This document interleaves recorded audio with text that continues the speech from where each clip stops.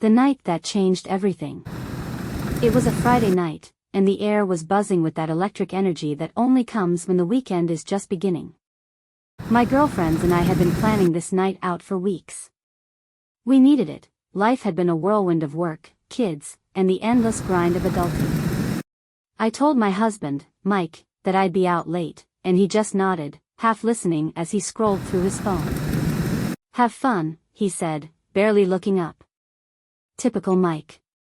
Reliable, predictable, and, honestly, a little boring. The bar was packed when we arrived. The music was loud, the drinks were flowing, and the vibe was just right. My best friend, Jessica, ordered us a round of margaritas, and we claimed a corner booth. We laughed, we danced, and for the first time in what felt like forever, I felt alive.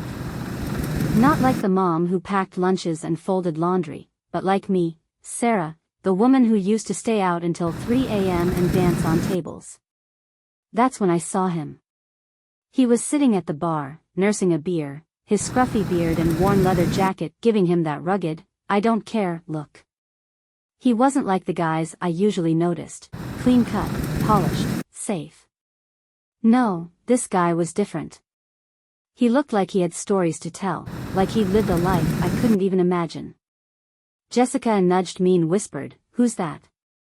I shrugged, trying to play it cool, but I couldn't stop glancing his way. At some point, he caught me looking.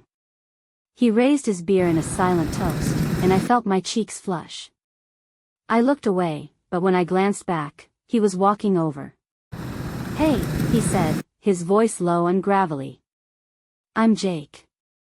His eyes were this piercing blue, and up close, I could see the faint lines around them, like he'd spent years squinting into the sun. We started talking. He told me he was a drifter, moving from town to town, working odd jobs. He'd been in the city for a few weeks, sleeping in his truck or crashing on couches. It should have been a red flag, but there was something about him, something raw and real, that drew me in. He didn't ask about my life, and I didn't offer. For once, I wasn't a wife or a mom.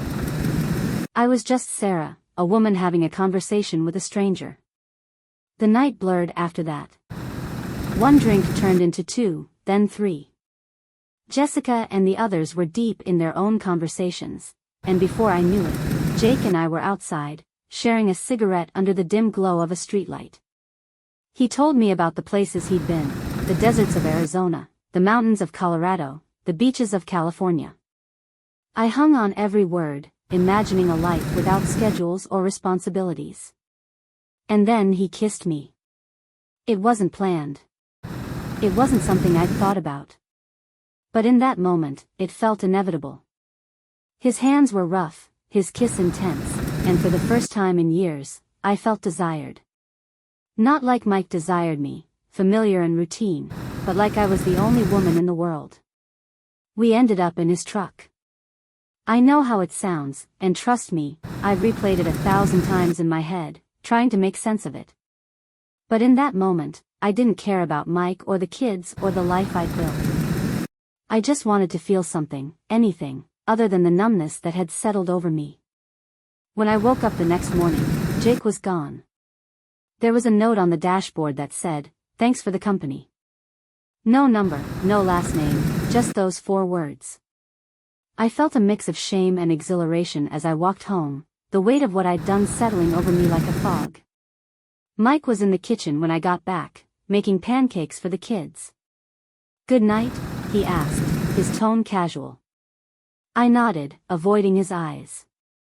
"Yeah," I said. It was fun. But it wasn't fun. It was reckless and selfish and completely out of character for me.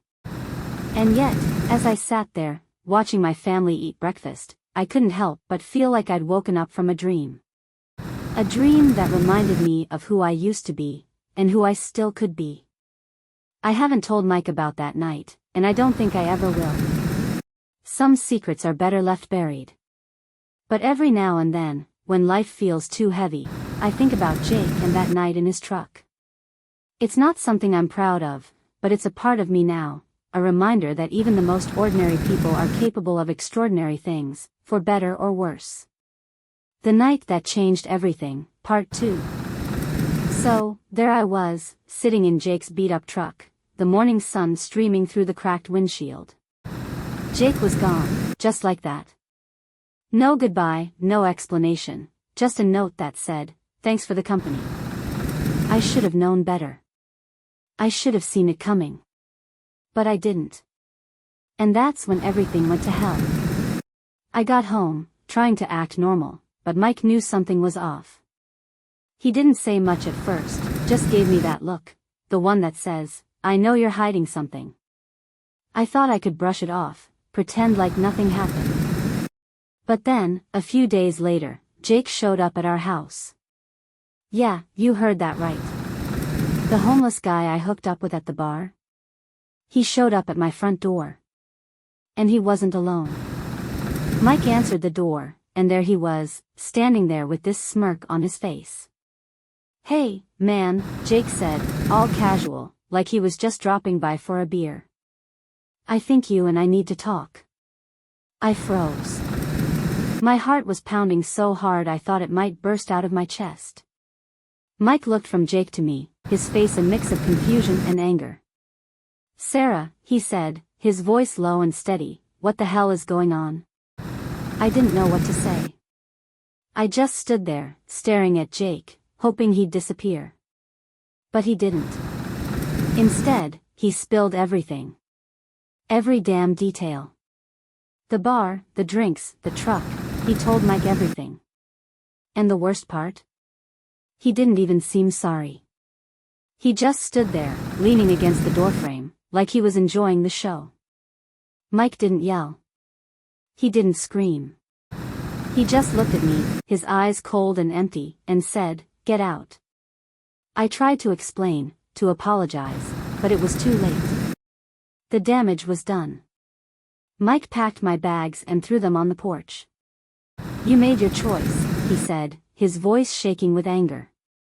"Now live with it." And just like that, I was homeless. Jake offered to let me stay in his truck, can you believe that? The guy who ruined my life, acting like he was doing me a favor. I didn't have anywhere else to go, so I took him up on it. Pathetic, right? Now, here I am, living in a rusty old truck with a guy I barely know, while my husband and kids are back at the house, trying to pick up the pieces of the life I destroyed. I don't know what's going to happen next. I don't know if Mike will ever forgive me, or if I'll ever forgive myself. All I know is that one stupid decision changed everything. So, yeah, that's my story. A cautionary tale about what happens when you let temptation get the best of you. I thought I was chasing excitement, but all I found was regret. And now, I'm just another lost soul, trying to figure out how to start over.